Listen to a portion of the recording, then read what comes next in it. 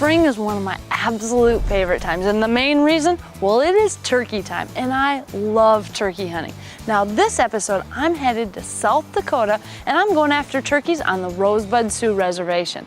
Now I was pretty excited, and actually the way I got hooked up to come back here turkey hunting, well, I was on a whitetail hunt earlier in the year, shot a beautiful, nice 6x6 buck, and got to be good friends with Ben Bearshield. Now Ben invited me back, and he is an incredible turkey hunter.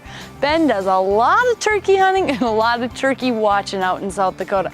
Basically, I started turkey hunting, I'd say probably about 10 years ago, and we do it every year, and we do it pretty much as we can. I've got, brothers and my sister like to hunt, so we get after it as much as we can. When we're not working, we'll get together and, go out and hunt and kill a few birds.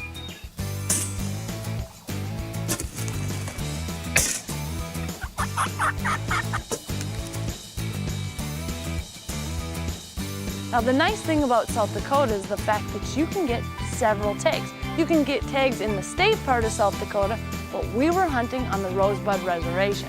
Now how the Rosebud Reservation works is you get 2 tags as part of your first set. Then once you get those turkeys, if you'd like, you can turn it in, and if more tags are available, you can take another 2 turkeys. So it really makes it well worth the trip, and let's face it, there are a lot of turkeys out here.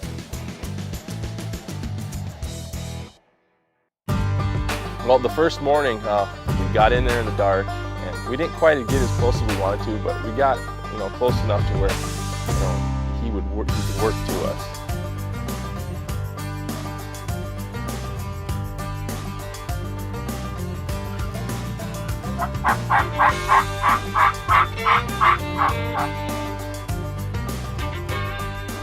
As the turkeys came closer, we had a decoy out and we're doing some calling. But these two, well, they were kind of off in their own world. In fact, well, something was going on that I had never seen before. I've done a lot of turkey hunting, but I have never seen a hen spin a tom in circles like what was going on. This hen literally had him spinning round and round and round. I thought he was gonna get too dizzy and tip right on over. But no one knows what she was doing, but the good thing she was doing, she was bringing him right to us.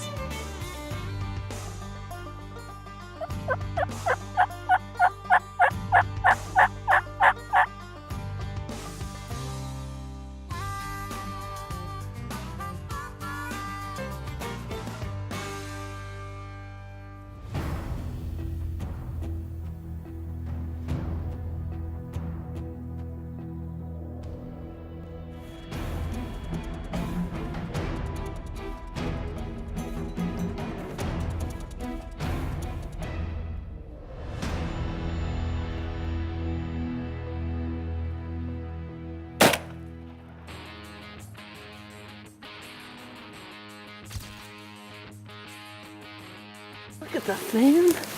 Now, look at that. He's got big spurs on him too, look at that. Oh my God. Probably a 4-year-old bird.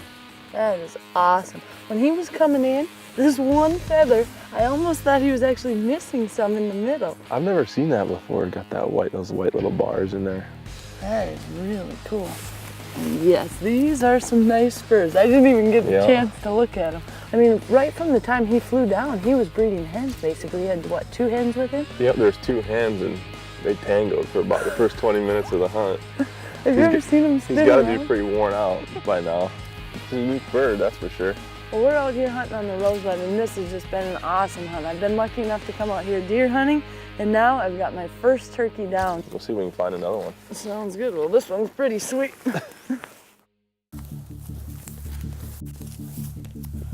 One of the main goals I had on this South Dakota hunt was to try to fan in a turkey.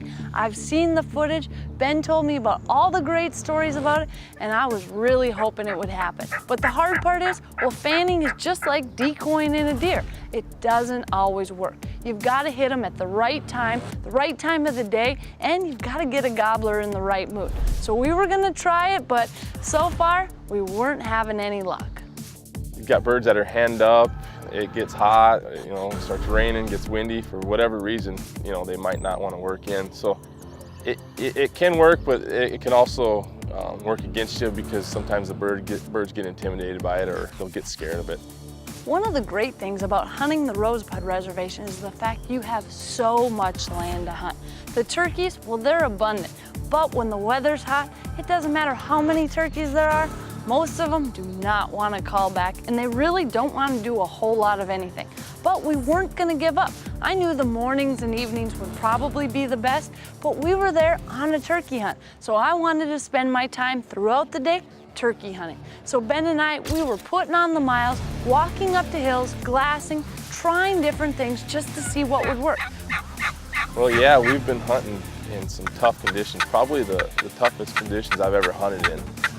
I know I've hunted in the low 80s before, but never nothing in the 90s. And I know for sure I looked at the thermometer there a couple of times during the day and it was in the low 90s. So really what happens when it gets that hot is these birds, they seem to shut down about an hour after they come off the roost. What we'll do is we'll kind of find a high spot, or we'll find a spot where we know the birds frequent, and we'll basically glass them and kind of see what they're doing and how they're acting, where they're going, and you kind of make a strategy off of what you see. Midday we decided we've got one field that the turkeys were definitely frequenting, so we were just going to set up, put our decoys out.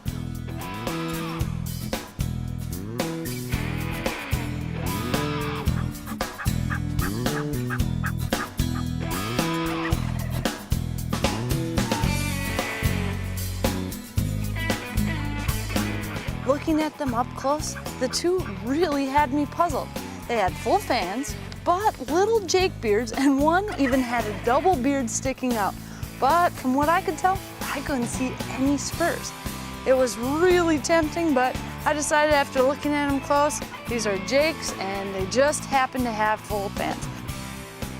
But they were completely fooled by our decoys. So we got them gobbling and gobbling and gobbling, hoping it would maybe attract some other birds in the area. And sure enough, I looked over to the side and a big old longbeard had popped out of the timber and let out a gobble. I figured with the Jakes on our decoy, it was game on. But unfortunately, it wasn't the case. He was a little bit hesitant, but still coming our way. The Jakes were going to town on the decoy, and as he got closer and closer, I still didn't have a shot because he was just too far over, and I assumed he'd eventually come into the decoys. But as he came closer, I don't know if these Jakes had beat him up before or what the problem was. He ended up going back in the timber, and I had no shot. The Jakes, well, they were still going to town on the decoys and eventually left. But unfortunately, that big longbeard, he was just too spooked by the Jakes, and sometimes that happens. Winchester's Deadly Passion is presented by Winchester, the American legend. Matthews, Catch Us If You Can. Cuddy Back Digital. Bog Pod, versatility defined. Easton, expect the best. Winchester Repeating Arms. And Hunter Safety System.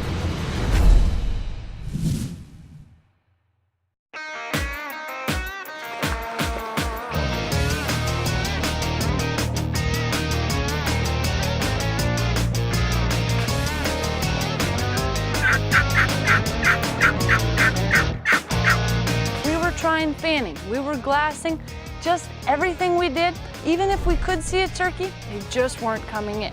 So that evening, we decided we're gonna find some birds and roost them. That way we have a good spot to set up in the morning. So we found a great roost tree, watched them, and we couldn't really figure out a good way to get in close to these birds. So we thought we're just gonna sit back and watch, and the next morning, we're going in after them. We'll be able to get right in below them. So you're thinking just getting in that brush in the morning? Yeah, see that kind of that dark brush on the left there? Over here, just left of the green tree, right in there. And then there's like a 50-yard opening that follows that ridge line below it. And we'll just put the decoys out there and wait for them to fly down. Well, that morning, we set up not too far away from the fence gap. Now, Ben knows the area extremely well and said a lot of times these birds will come down, they'll fly down, and they head right through that fence gap. So that's where we were set up. Right on cue, these birds flew down, and as they were heading toward the fence gap, well, there were a ton of deer out in the field next to us. And when that wind switched and one of those deer got our wind, well, they busted out just about the same time these gobblers were coming down right in front of us. Unfortunately, they kind of run in the direction of the turkeys, and then I hear the turkeys start popping, and they kind of just screwed it up for us. I think if they would have waited about 30 seconds, we would have got it done before they would have seen something. But you know, that's the way it goes. You set up in good habitat like that, you got deer and turkeys all mixed in one. You got a lot of eyes, and it's kind of tough, you know, keeping yourself concealed.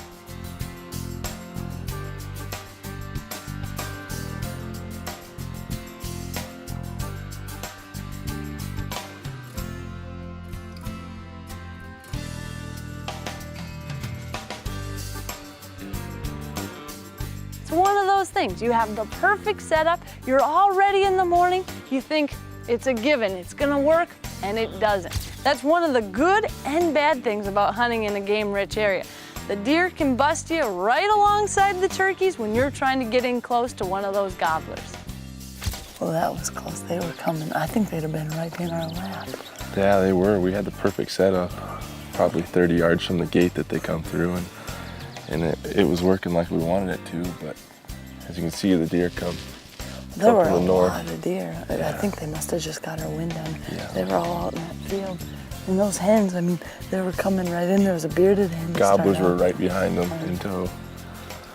Well, that's the way it works sometimes. Bad timing, I guess. What do you want to try now, you think? Well, when we were sitting there, I could hear a couple gobbling here to the west, so or to the east. So we'll just work our way that way and see if we can get a visual on one, and we'll just try working him in. At least now it's still cool. Yeah, We got maybe we about need to 2 get moving hours because left. we got about an hour left before it's 90 degrees.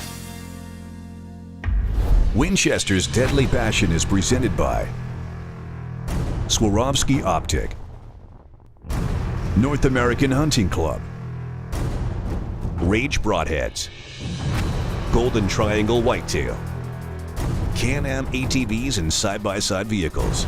Scent Killer Gold with Hunt Dry technology. Apply it, dry it, and go hunt. And M&P, Advanced by Design. Closed captioning is brought to you by the 4-in-1 Woodsman from Zippo Outdoor.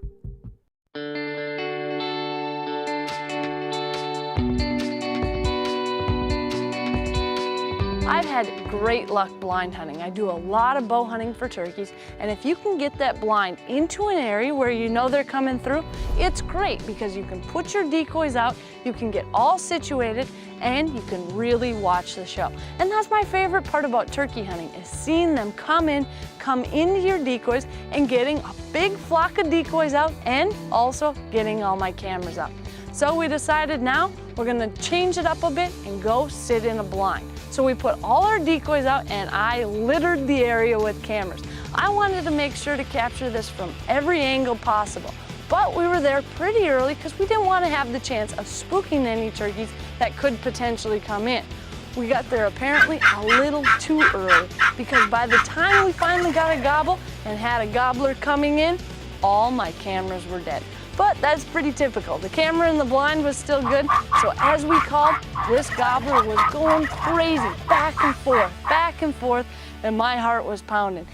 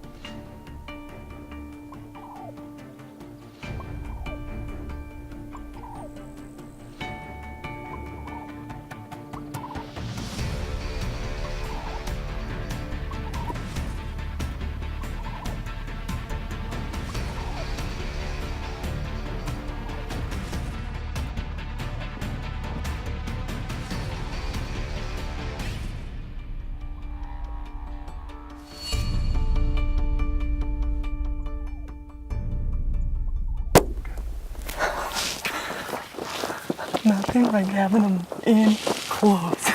That worked just like we thought it would. I think he would have stayed all day if He we would let him have. go. He'd be here for half an hour if we let him. I waited for quite some time, and then I'm like, oh, he wouldn't clear that decoy. The last thing I wanted to do was put a big hole in the side of my decoy. I know. I actually was starting to think that he was going to be a double bearded.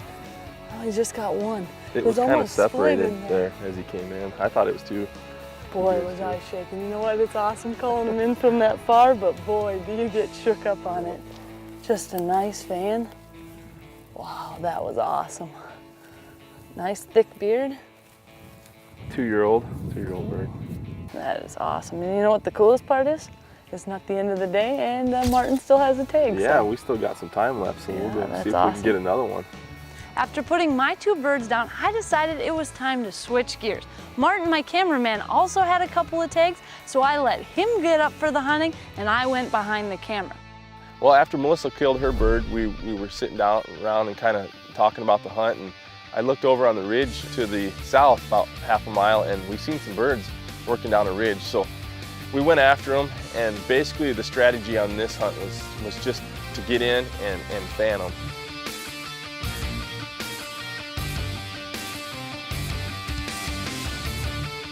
As we set up, the turkeys were right there. Ben put that fan up, and those turkeys saw it and started coming in. Unfortunately, we didn't have much cover. It worked, they came in, but when they come around the tree, they seen something that just wasn't right, and it was enough to keep them at a little distance.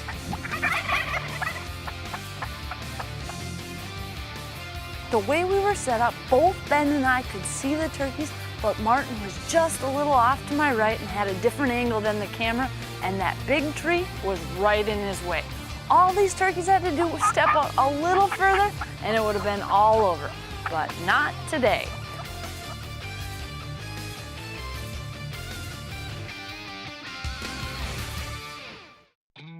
So the next morning we got all set up near a roost, and of course the birds went off the opposite side, but we did spot one lone gobbler and a hen taking off in their own direction, so we decided this was the perfect opportunity to make a move.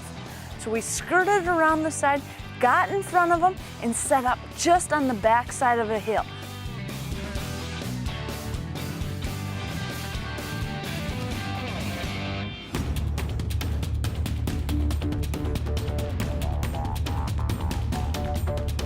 Now as that big gobbler came right over the edge, it was really cool.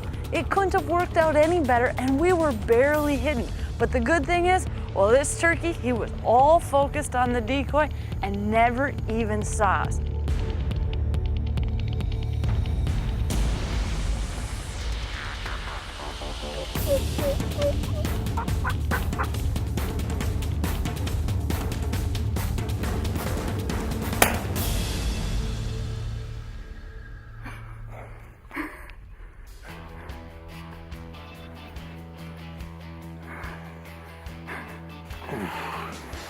Got pretty slick, didn't it?